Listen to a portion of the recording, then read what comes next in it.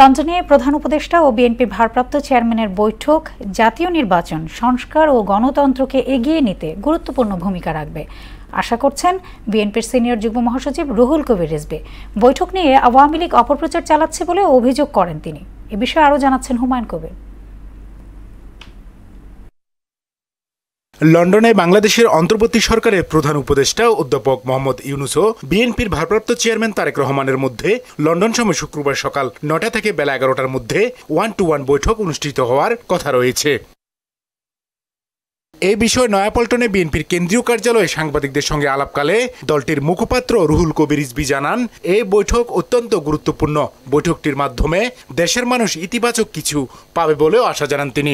আগামীকাল লন্ডনের স্থানীয় একটি হোটেলে সকাল ৯টায় যে বৈঠকটি শুরু হবে, ৯টা থেকে ১১টা, দেশের সকল জনগণের মতো বাংলাদেশ জাতীয়তাবাদী দলও এই বৈঠকের সাফল্য কামনা করছে এবং অবশ্যই বিশ্বাস করছে আমাদের সামনের নির্বাচন, সংস্কার এবং এই দেশকে অনাদিকাল পর্যন্ত একটি গণতান্ত্রিক বিধি ব্যবস্থায় এগিয়ে নিয়ে যাওয়ার জন্যই আগামীকালকের বৈঠকটি হবে অতীব গুরুত্বপূর্ণ। বিদেশে অর্থ পাচারের বিষয়টি আড়াল করতে বৈঠক নিয়ে আওয়ামী লীগ অপপ্রচার চালাচ্ছে বলেও অভিযোগ করেন রিজভী। ডক্টর ইউনূস সাহেবের সফর নিয়ে যারা অপপ্রচার চালাচ্ছেন, এই সাইফুজ্জামান ছিল ভূমি প্রতিমন্ত্রী, তার যে কত বাড়ি, কত মিলিয়ন বিলিয়ন পাউন্ড সেখানে সম্পদ করেছে। ইতিমধ্যে 3টা বড় সম্পদ সেখানকার আইন শৃঙ্খলা বাহিনী সেটা জব্দ করেছে।